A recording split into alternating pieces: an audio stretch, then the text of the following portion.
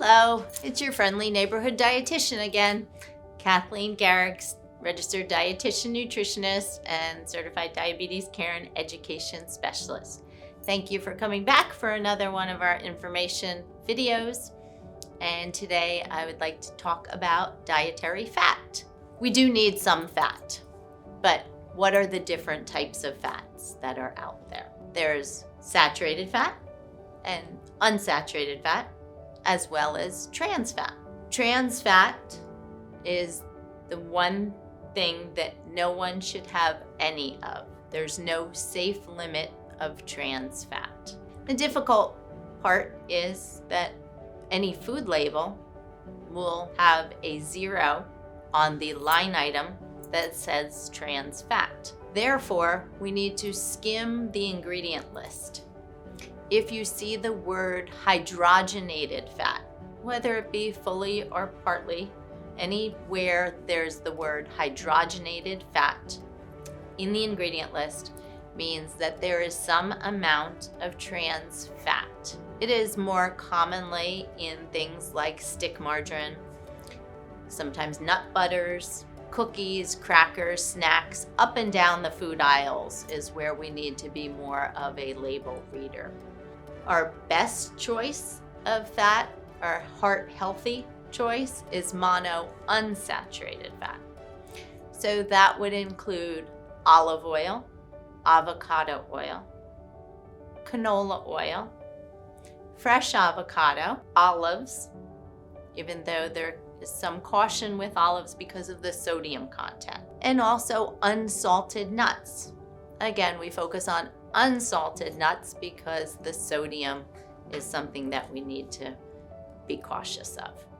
So some of your best nuts would include almonds, pistachios, peanuts, pecans, hazelnuts, walnuts, even incorporating seeds in our diet, such as pumpkin seeds or pepitas, sunflower seeds, chia seeds, flaxseed. Those are also providing some healthy unsaturated fats. Saturated fat is mostly from animal products. Certainly things like sausage, pepperoni, pastrami, salami, bologna, hot dogs, kielbasa, any of those meats that you can see the white specks, the fat in, that's a saturated fat. Saturated fat is solid at room temperature. So if you've recently had a steak at the end of the meal when you're getting done eating, if you see on the plate how there starts to become a solidification of the liquid from the steak, that's the saturated fat that has come out of that steak. So we want to try to limit that because that does have a negative effect on our heart health. Other sources of saturated fat would include coconut, palm, and palm kernel oil. These 3 tropical oils are very high in saturated fat. Again, we can have some saturated fat, but we want to limit it.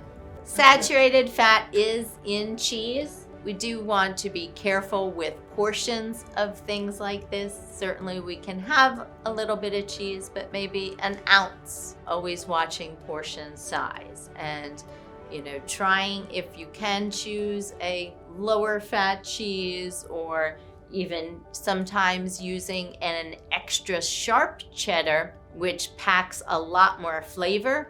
You can wind up using a smaller quantity of. It's all about balance. Certainly we want to enjoy our food.